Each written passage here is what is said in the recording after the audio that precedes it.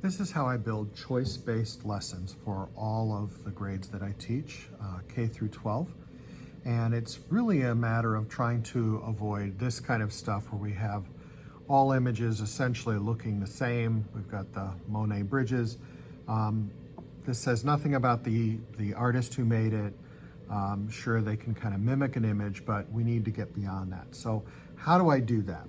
Well, there are 4 places that I can find ideas, and there are 4 parts to all of my lessons. And that is the idea, the art concept I want to teach, the connections that I'm making to the student as the artist, and the core connections I'm making. Because when I make core connections, students understand the work a little bit more deeply, and they perform better in their other classes. So obviously many ideas can be gotten from famous works of art. You can find something that you want students to learn about, and then instead of doing a copy of it, maybe they could do a parody that shows off something that they're interested in. So parody is a fun way to kind of explore art history, or even taking a work of art that's based on dreams and have students write about their own dreams and then create an illustration that goes along with it. In order to get all of the parts that I'm talking about in my lessons, the idea for this is then coming from my art concept, which would be art history with Salvador Dali. But then the student-centered portion is going to be with the dream, because every student's dream is going to be different. The core connection I could make with this is easily through literacy, if I just have students write about their dreams. But maybe I want to talk about color blending or shading, or maybe cross-hatching if I'm going to have this done as a, as a drawing kind of a project, or blending colors if it's going to be painting. And then the idea is that it comes from this historical piece of work. Another one of, the scream.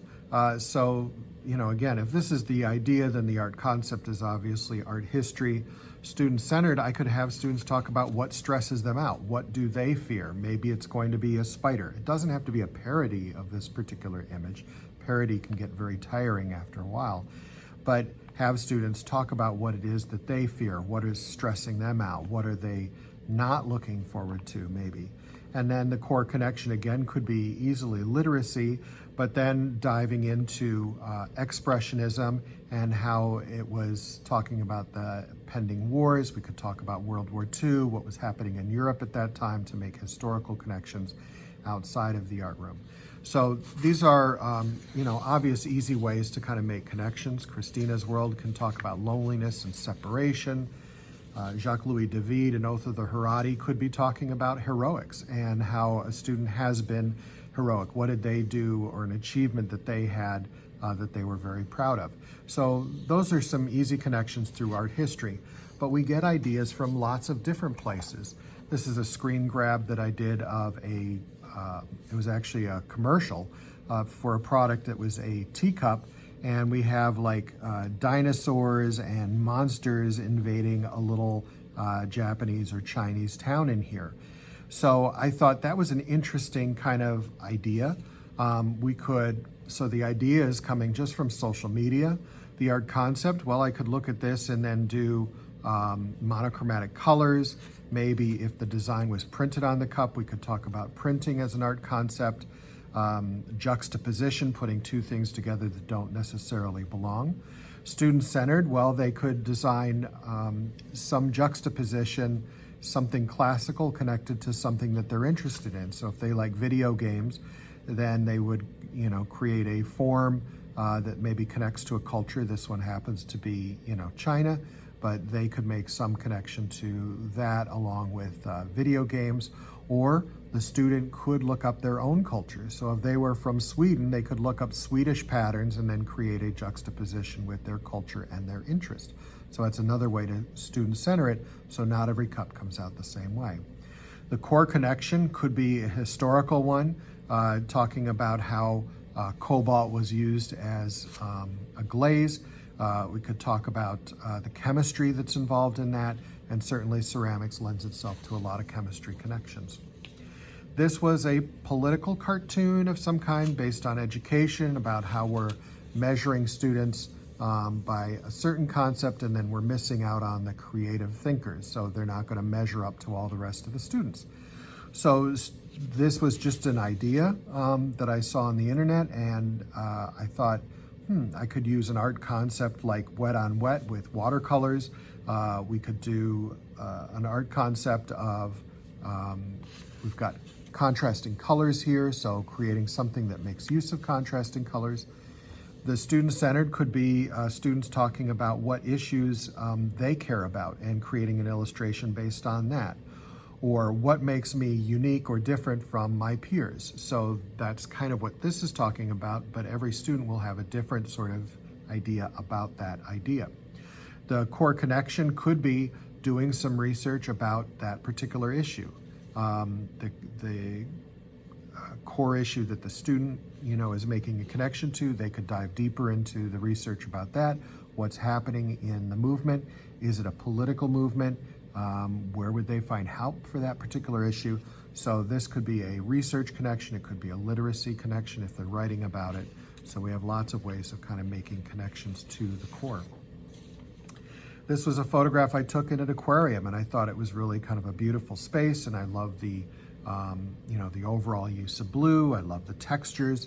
So this could be the germination for an idea for an art lesson where students maybe look up different fish that they feel may represent themselves. So if they feel like they're kind of an aggressive person, they could look up aggressive fish. If they're a shy person, look up fish that tend to be more shy. If they like to stand out, they can look for brightly colored fish. So they could find a fish that is somehow connected to themselves or their personality, and then create a composition that way. The core connections would obviously be biology or oceanography. Your art concepts could be color theory, could be about a texture exploration. Some of this could be sponge painted, so if you want to try doing that. There are lots of ways of kind of making connections and getting all four of these areas sort of covered, so you have a lesson that is really meaty. This was from a museum visit. It's an image by Maja Godlewska, and it's called The Language. And I thought, it's very highly textured. I really liked how we had a rather simple kind of grid on here, and it almost looks like the artist is creating an alphabet. And I thought it would be kind of fun to have students create their own symbolic alphabet, and then to either write a letter using their symbols in paint, or to reinterpret a poem using their lettering. And then this could have some connection to literacy. If they're using a poem, they could do some Shakespeare, a poem from Shakespeare could be reinterpreted with their own language symbols.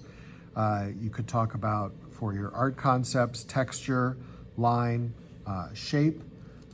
If the students are coming up with their own sort of symbols for their own alphabet, then it's going to be personalized, and the idea is just coming from something that I saw in the library that I thought might make for an interesting project. This last one, again, is from social media. It was just sort of a parody. This artist found reviews on Google that were like bad reviews for great places. So this was for Yosemite National Park. Trees block view, and there are too many gray rocks. So that's what somebody wrote about Yosemite National Park, giving it a 1-star review. So what the artist did is put the review text into the image, and then did a pretty view of Yosemite. So it's this juxtaposition of positive and negative going on in there. And I thought it might make a connection to pop art for an art concept, maybe advertising design, having students take bad reviews, looking up bad reviews for places that they actually like to go and like to visit. So if they took a vacation there, they can look up the reviews and then find a bad review that they can then parody into an image that ties into advertising design. Core connections could be geography and biomes if you're doing places around the United States, but you could just as easily have them do restaurant reviews and do a painting of their most favorite meal and then a bad review over top of that. This could be fun. Students like to make fun of things the idea of parody is usually pretty exciting to students. So when I'm building a lesson, these are the 4 things I take into account. Is the idea, and that can come from anywhere, that I have some kind of art concept that I want to focus on and that students understand by the end, that I make sure that every project is personalizable, so that each one will have a different result at the end of the project, and then we have some kind of core connection outside of the art room. And usually this can be easily done with literacy and having students do pre-writing, post-writing, critique writing.